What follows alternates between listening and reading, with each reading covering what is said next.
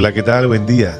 Bienvenido a tu canal Padre de Amor, este canal que se ha abierto con el fin de que podamos estudiar la Biblia juntos. Así que ya sabes, si tienes alguna pregunta, algún comentario, puedes bajar abajo donde dice comentarios y dejarlo ahí para que podamos leerlo y podamos crecer todos juntos. Y en esta ocasión continúo con mis amigos Juan Esteban aquí a la derecha e Israel, que desde el video pasado se cambiaron de posición. Dicen que esos perfiles se ven más bonitos, entonces decidieron cambiarse de perfil. ¿Qué tal, Israel? ¿Cómo estás? Excelente, Alde. Excelente una vez más aquí, estar reunidos con ustedes y sí, deseoso otra vez, como siempre, de estudiar. ¿Y qué dice mi amigo Juan Esteban? No, un saludo para todos allí y una vez más dando gracias a Dios por esta oportunidad linda que nos da de seguir aprendiendo de estos temas. Amén. Y en los videos anteriores hemos estado enfatizando mucho que las promesas del hombre, cuando el hombre intenta hacer pacto, el hombre siempre está manchado de pecado, está manchado de iniquidad, manchado de impureza. Y me causó mucha curiosidad un texto que parafraseó Israel en el video anterior y quiero leerlo textualmente y dice: si van a hacer algo, digan que sí, y si no lo van a hacer, digan que no. Todo lo que digan más viene del diablo, y en otras versiones dice más viene del maligno. Y me parece tremendo porque precisamente sabiendo Dios y teniendo Dios ese conocimiento, ¿creen ustedes que estaría Dios colocándonos en esa posición en la que salgan palabras que nos van a llevar a pecar, muchachos? Así es, ¿no? Y de hecho Jesús mismo va a hacer hincapié, no solamente allí donde lo leímos en el Sermón del Monte, que de hecho el Sermón del Monte termina diciendo que todo aquel que oye estas palabras del sermón y las guarda, dice que lo comparará un hombre que edificó su casa sobre la roca, ¿ves? Y en ese Sermón del Monte es donde él pronuncia esto: no hagáis juramentos, no hagáis promesas. Entonces, ¿sobre quién nosotros edificamos, no? Y el mismo Jesús, hay una parábola que se encuentra en Mateo el capítulo 21, donde nos habla de un padre. Dice allí el versículo, vamos a leer ese, se encuentra en el versículo 28, y nos dice allí: pero ¿qué os parece? Un hombre tenía 2 hijos, y acercándose el primero, le dijo: hijo, ve hoy a trabajar en mi viña. Y respondiendo él dijo: no quiero. Pero después, arrepentido, ¿qué? Fue. Y acercándose el otro le dijo de la misma manera, y respondió él dijo: sí, señor, voy, y no fue. ¿Cuál de los dos hizo la voluntad de su padre? Dijeron ellos: el primero. Jesús les dijo: de cierto os digo, que los publicanos y las rameras van delante de vosotros al reino de Dios. Entonces vemos que aquí tremendo, porque vemos, uno se comprometió, dijo voy, y no fue, y el otro dijo no voy, y terminó yendo. Entonces vemos por qué precisamente Dios nos está diciendo: no hagan promesas. Incluso el que dijo no voy y no iba, bien, porque había dicho que no iba a ir. Claro, no, y sabes que eso es lo que yo estaba diciendo, Alde, me hizo también reflexionar y me hizo pensar, porque mira que de cierta manera, incluso el mismo hecho de decir no, lo llevó también al arrepentimiento, ¿sí? O sea, estaba más cercano incluso Tremendo, de ¿no? lo de la promesa, diciendo no que diciendo sí. O sea, mientras menos, yo creo que más, ¿sí? Fuerte. Y será por eso que dijo lo de las publicanas y las rameras que irán delante al reino, ¿no? Porque imagínate, o sea, es que esto es de pronto tocar tema tremendo, ¿no? Porque mira espinoso, un tema muy espinoso, ¿no? Porque da a pensar que, de cierta manera, pues que yo lo veo con esta historia, con esta ilustración de la parábola, lo veo que antes, porque dice que fue movido a arrepentimiento, o se arrepintió de lo que había hecho. Entonces, de cierta forma, lo que había hecho, diciéndole no al padre, eso le pesó en su corazón, ¿sí? Yo creo que ese proceso de pronto de espera como que lo hizo reflexionar. A diferencia del que dijo que sí, el que dijo que sí estaba en ese proceso, estaba pensando: no, ya yo le dije que sí a mi papá, eso ya se contenta con eso, todo está bien, pues. Pero cuando llegó el momento, no tuvo ese proceso yo creo que podríamos decir de duelo, porque todos atravesamos un duelo, un pequeño luto, cuando nos negamos a algo, cuando rechazamos algo, se produce un duelo pues allí en nosotros. Y yo creo que ese proceso de duelo lo llevó él al arrepentimiento. En cambio, en el otro no había un reconocimiento, no había un proceso, porque él había dicho que sí. Entonces mira cómo incluso diciendo ese que no, yo creo que hasta mejor, o sea, es tan impresionante. La necedad, la necedad, porque es que eso fue lo que lo llevó a él a decir que sí. Y eso pasa con otros diarios, mano. Eso es diario. O sea, por ejemplo, esta mañana le habíamos dicho que no, vamos a llegar a las 8 de la mañana a grabar. Lo que pasa es que llegamos a las 8:30. Porque qué pena, sino que porque tampoco aquí estoy... Son las promesas del hombre. Así es. Porque tampoco aquí estoy queriendo decir, porque de pronto alguno puede estar pensando, bueno, no, listo, entonces no hagamos, pues sí. Digamos que no a todo. Sí, exactamente. No. Obviamente el ideal, ¿cuál sería? O sea, Señor, lo que hemos venido a estar diciendo, que sea Dios el que actúe y que sea Dios el que haga. Así es. De hecho, me sino parece que, perdóname, Juan, para cerrar acá, porque en el sí, de cierta manera podríamos decir que hay una autosuficiencia, hay un orgullo, ¿sí? Así es. Diferente a la persona que está diciendo no. El que está diciendo no va a dejar que opere ya sea el mismo espíritu en su corazón, pero el que está diciendo sí, está diciendo yo puedo, o sea, ¿qué está necesitando? No se presenta ninguna necesidad allí, ¿sí? Cambio diferente el que está diciendo no, allí automáticamente está dejando que el espíritu opere, ¿sí? Porque ahí vemos pues precisamente que fue movido después a ese arrepentimiento. Y es tremendo porque allí le está hablando en un contexto donde hay gente de iglesia, los fariseos, y le está diciendo los publicanos y las rameras irán delante de ustedes al reino. Pero es interesante porque aparentemente quién eran los que estaban diciendo sí, ¿no? ¿Cómo?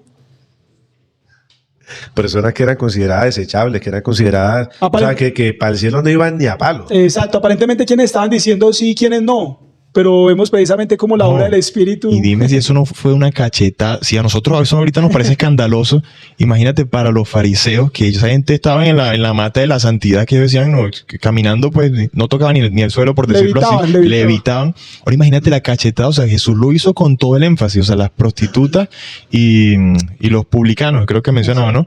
Van delante de usted, o sea, eso para ellos debió haber sido como que, yo me imagino toditos se echarían para atrás, y yo creo que Dios está queriendo obviamente despertar la conciencia de ellos, sí, porque a veces Dios utiliza este lenguaje precisamente también para, y es eso, que no se para trata, mostrarnos una realidad. Que no se trata de nuestras fuerzas, como decía el apóstol Pablo, más lo que pienso hacer lo pienso según la carne, ¿ven? Entonces no se trata de nosotros, y cuando habla de la carne es precisamente de las fuerzas propias del hombre. Y eso lo vamos a ver en la medida que vayamos estudiando, pero yo creo que hasta aquí nos ha quedado algo muy claro, y es que las promesas de los hombres... y me encantó. Claro, porque mira, o sea, finalmente... O sea, ninguno de los dos, aunque decimos, sí, ¿quién finalmente hizo la voluntad del Padre? El que dijo que no, fue el que la hizo. Pero ninguno de los dos cumplió su palabra. O sea, porque uno dijo sí, no lo hizo, el otro dijo no, estaba mal también, pero tampoco hizo lo que había dicho que iba a decir. O sea, finalmente ni el hombre, ni diciendo no, ni diciendo sí. O sea, las dos cosas que dijeron los dos, ninguno de los dos cumplió. ¿Se me entiende? Entonces, creo que hasta aquí vemos que hay dos tipos de promesas. Dos tipos de promesas, ¿no? Las de los hombres y las de Dios. Sí. ¿Cómo son las de los hombres? Insensatez. Y las de Dios son fieles y verdaderas.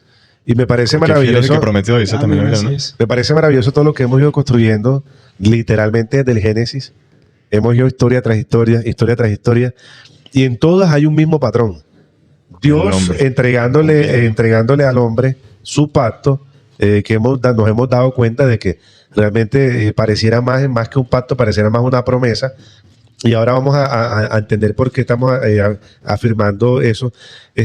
Pero hemos visto cómo en cada rastreo de cada historia está Dios entregando, y el pueblo, en vez de recibir, tratando de hacer lo que Dios le estaba entregando de gratis y prometiendo. Y me parece muy tremendo cerrar esta parte para que ya arranquemos con Cristo por delante, porque el mismo Cristo ratifica el pensamiento que había en el hombre cuando señala esta parábola. Y es tremendo cómo se muestra la condición del hombre de una manera que así diga que sí, no cumple. Y cuando dice que no cumple. Entonces tiene que venir el mismo Cristo en persona a ratificar y hacerle entender al hombre que no es por tu fuerza, no es por lo que tú puedas hacer, sino por lo que el Padre puede hacer. Y porque incluso el mismo Jesús dijo, sin mí nada podéis hacer. ¿Ves? Y me parece súper tremendo, porque incluso Cristo no se sentía autosuficiente de hacer nada sin la voluntad del Padre, porque Él dice, la voluntad de mi Padre es lo que yo he venido a hacer. Yo aquí no he venido a hacer mi voluntad, sino la voluntad de mi Padre. Y de hecho, cuando decimos hacer, bueno, el mismo Jesús dijo, nada hago de mí mismo, Entonces, porque el Padre que mora en mí, Él hace las obras. ¿Ves? Ahí está el secreto. Exactamente. Yo creo que eso fue es el resumen de todo esto. Es el resumen, bien. Y quiero que vayamos entonces ahora al capítulo 8 del libro de Hebreos capítulo 8, y vamos a empezar a leer a partir del versículo 6. Porque aquí hay varias cosas bien interesantes. Y porque Juan Esteban, por ejemplo, cuando terminábamos el tema anterior, mencionaba sobre los dos pactos. Aquí vamos a empezar a entender a qué está haciendo referencia Juan Esteban y vimos que hay dos tipos de promesas, por eso dijimos las de los hombres y las de Dios, ¿ves? Así es, dice, pero cuanto es mediador, versículo 6, capítulo 8 de Hebreos, pero cuanto es mediador de un mejor pacto. Aquí tengo que hacer una pausa enseguida, porque si me está diciendo que es mediador, es porque tiene que mediar entre algo que está mal. Y cuando dice de un mejor pacto, me está de una vez diciendo que hubo ¿qué? Uno peor. Uno peor. Claro, porque si hay uno mejor en referencia a otro, entonces yo no puedo decir que alguien es mejor que nada. Si me hago entender, alguien es mejor que este otro alguien, ¿ves? Entonces está diciendo que hay un mejor pacto, es porque hay otro que ¿qué? Interesante, ¿no? Y sigue mediador de un mejor pacto, y sigue diciendo establecido sobre mejores promesas. Aquí veo dos cosas enseguida. Lo primero que veo es que cuando me está haciendo énfasis en un pacto, no está hablando de pacto, sino que está hablando puntualmente de qué, Que está establecido sobre mejores promesas. sino que está hablándome a mí de promesa. Entonces, quiere decir que si hay un mejor pacto y hay mejores promesas, quiere decir que hubo un qué, un peor pacto y hubo peores promesas. Pero entonces, ¿dónde pasó eso? ¿Dónde pasó eso? Y ahí mismo lo va a decir. Y eso es lo bonito de la Biblia, que la Biblia se explica solita. Dice, si aquel pacto hubiera sido sin defecto, está ratificando que hubo un pacto que tuvo defecto. Ciertamente no había procurado un lugar para qué. Para un segundo, por eso Juan Esteban mencionaba en el capítulo anterior el tema de que hay dos pactos. No es que haya dos pactos, eso lo vamos a entender ahorita. Bueno, en fin, pero dice, no habría lugar para un qué. Segundo. Para un segundo. Dice, pues respondiéndolo dice, vienen días, dice el Señor, en que estableceré en la casa de quién. De Israel. Y en la casa de Jehová un nuevo pacto. No como el pacto que hice con sus padres el día que los tomé para sacarlos de la tierra de Egipto. Entonces, ¿a dónde nos está lanzando esto automáticamente? Allí cuando se hizo el pacto de manera particular del cual está hablando el apóstol Pablo aquí, nos remonta allá en el monte Sinaí. Derechito. Allá Dice el pueblo de Israel. Cuando el pueblo había sido liberado de Egipto. Y me gustaría que incluso iniciáramos retomando desde el versículo. ¿Quieres leer esa parte primero? No. Quería hacer hincapié donde me parece muy interesante allí, Alde, que dice que hay uno que es un mejor pacto establecido sobre mejores promesas, y dice que este fue necesario porque aquel primero porque este ya no era con defecto, o sea, que el otro tenía que defecto. No, y mira lo que dice más adelantico en del mismo capítulo 8 de Hebreos, en el versículo 13, mira cómo cierra. Porque está hablando de algo que podríamos decir, ya no, o sea, se descontinúa, ¿sí? Y dice acá, al decir, nuevo pacto ha dado por viejo al primero, y lo que se da por viejo se envejece, está próximo a desaparecer. Tremendo. Entonces aquí vemos cómo se habla de un antiguo pacto y de un nuevo pacto, ¿no? Y eso lo iremos explicando en la medida que vayamos desarrollando el tema, pero vemos que hay uno que dice que tiene defecto y otro que no tiene defecto, uno que es mejor en relación al otro. Uno viejo, uno nuevo. Entonces, la pregunta es, ¿Dios hace cosas defectuosas? ¿Hace cosas imperfectas? Y yo quiero que la misma Biblia nos lo diga en el libro de Deuteronomio capítulo 32, versículo 4. Y Deuteronomio 32, 4 nos dice, Él es la roca cuya obra es perfecta, porque todos sus caminos son rectitud, Dios de verdad, sin ninguna iniquidad en Él es justo y recto. Entonces vemos que hubo un pacto que tenía defecto, pero aquí dice que Él es la roca cuya obra es ¿qué? Perfecta.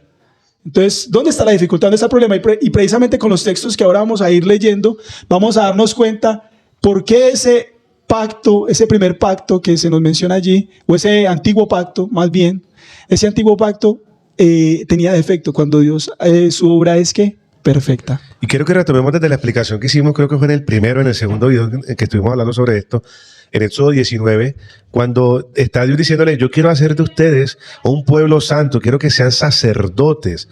Y en estos días hablábamos algo referente al santuario que no lo voy a decir ahora, que es maravilloso. Cuando ustedes lleguen a conectar esto con el santuario es una cosa espectacularmente maravillosa. Entonces, Dios quiere hacer de ellos sacerdotes y gente santa, y le está diciendo literalmente que Él quiere hacerlo. Y dice, y le entregó la palabra a Moisés, y Moisés le entregó la palabra al pueblo. ¿Y quién era la palabra estudiada en ese? Cristo mismo. Es Cristo. Entonces les estaba entregando a Cristo al pueblo. Y el pueblo, en vez de recibir a Cristo, ¿qué es lo que contestaron? Haremos. Haremos. Lo que hemos estado desarrollando. Está el pueblo todo el tiempo en esa mentalidad ahora sí lo podemos mencionar, en esa mentalidad como de antiguo pacto. De su confianza en la carne. De confiar en lo que ellos pueden hacer para alcanzar la santidad y para alcanzar a ser sacerdote. Y me parece tremendo porque cuando hablaba Jesús dice que no me llames bueno. Bueno, hay uno solo, mi Padre que está en los cielos. O sea, ni siquiera Jesús se sentía en esa autosuficiencia de decir, es que yo puedo ser sacerdote y santo por mi cuenta, cuando él realmente sí lo podía hacer, pero ni siquiera él se valía, era de la fuerza, claro, y la enseñanza de su Padre. Para darnos lecciones a nosotros, porque él mismo dice, ejemplo os he dado para que como yo he hecho, vosotros también hagáis. O sea, Dios Cristo nos está dando ejemplo de cómo deberíamos funcionar nosotros en relación con Él, ¿sí? Así como Él funciona en relación con su Padre. Y me gustaría ahora que entráramos en este punto ya, porque entonces como no pudieron comprender a Dios cuando le estaba entregando a su Hijo en medio de una promesa, porque recuerden que estábamos examinando esa palabra que era la palabra de Barín, en ese momento le explicamos que es la palabra promesa. le estaba entregando la promesa, pero el pueblo no supo aceptarla.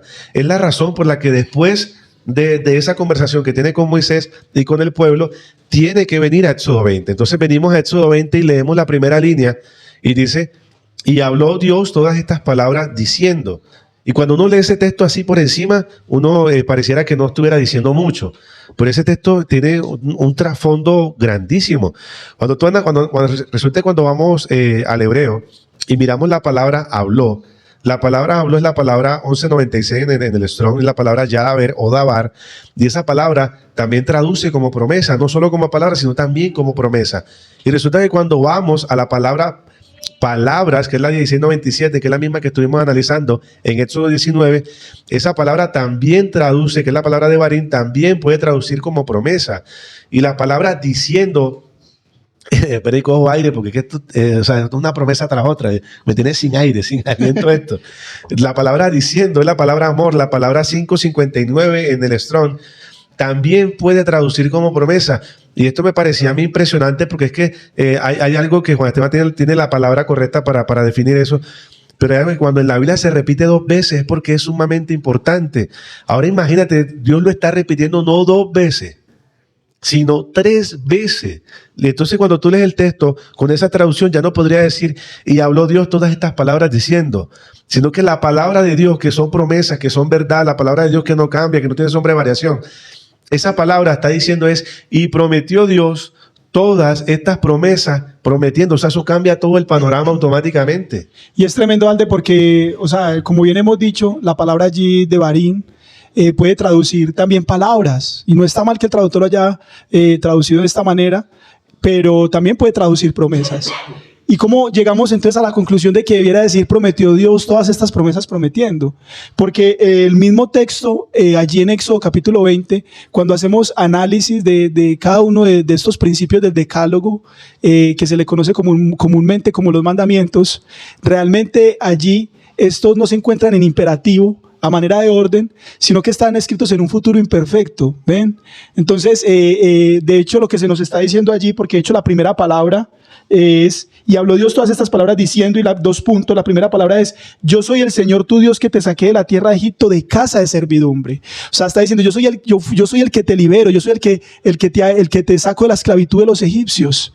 Y luego inmediatamente dar el decálogo, y está establecido, esta es la primera palabra, y es la base. ¿Por qué? Porque vemos que precisamente lo que viene a continuación, que son las siguientes 9 palabras, donde dice no tendrás dioses ajenos, no te harás imagen ni ninguna semejanza, eso será una realidad como resultado de la presencia de Dios en nuestra vida. Así como Dios los había liberado de Egipto, sin ellos haber tenido que pelear contra los egipcios, una libertad física, de la misma manera, la libertad espiritual era gracias a la presencia de Dios en su vida.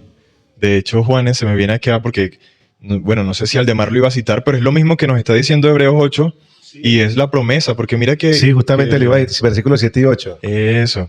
Aunque yo iba a leer más adelantico, porque mira que lo está hablando incluso todavía en un futuro, lo está diciendo en una promesa. Entonces está diciendo desde el versículo 10, por lo cual este es el pacto que haré con la casa de Israel después de aquellos días, dice el Señor. Pondré... Sí, mira que no está diciendo, ustedes tienen que poner. O sea, aquí no, esto está siendo muy claro. O sea, no está diciendo acá, tú tienes que ponerme. No, está diciendo, yo pondré mis leyes en la mente de ellos y sobre su corazón las escribiré otra vez. Y seré, o sea, imagínate, Dios está diciendo lo que ocurrirá en un futuro, precisamente así cuando nosotros entendemos esto, ¿sí? Y cuando dejamos que sea Dios operando. Y seré a ellos por Dios, y ellos me serán a mí por pueblo. Y ninguno enseñará a su prójimo ni a su hermano diciendo, conoce al Señor, ¿sí? Desde el menor hasta el mayor de ellos. Ya eso termina allí con el versículo 11. Pero me quería centrar en eso. Y ahí mismo dice, escribiré mis leyes en vuestros corazones, haré que andéis en mis estatutos y los pongáis por obra. Pero ¿quién hace eso? Lo mismo que hablamos ahora, que Cristo dijo, el Padre que mora en mí, Él hace las obras. ¿Ven? Entonces, cuando ellos dicen haremos, están confiados en su propia fuerza, cuando Jesús mismo también dijo, sin mí nada podéis hacer. Y es por eso que el decálogo no está a manera de orden, de orden, en imperativo, sino que está como está en un futuro imperfecto, y hay un salmo. Juan, mientras buscas el salmo, léete el versículo 6, porfa, de ese Hebreos 8, porque el mismo versículo 6 nos menciona que no solamente se está tratando de un pacto, sino que también se está tratando de promesa. Léete el versículo 6 ahí, por favor, Israel. El 8 al 6 dice, pero ahora tanto mejor ministerio es el suyo, cuanto es mediador de un mejor pacto establecido sobre mejores promesas. Entonces, mira que deja sentado enseguida que no solamente se trata de un pacto, sino de ¿qué? Promesas. De promesa. Por eso llegamos fácilmente a la conclusión de que Éxodo 21, por lo menos una de las formas que consideramos más correcta para traducirlo, es con la palabra prometió. Y más cuando se replica de tres maneras diferentes, cuando se usa el verbo hablar de diferentes formas. No, y es claro allí porque cuando uno ve todo el lenguaje bíblico, nos damos cuenta que Dios es el que puede hacer esto una realidad en nuestra vida. Ellos pensaron que estaban a manera de orden y por eso dijeron haremos, ¿ves?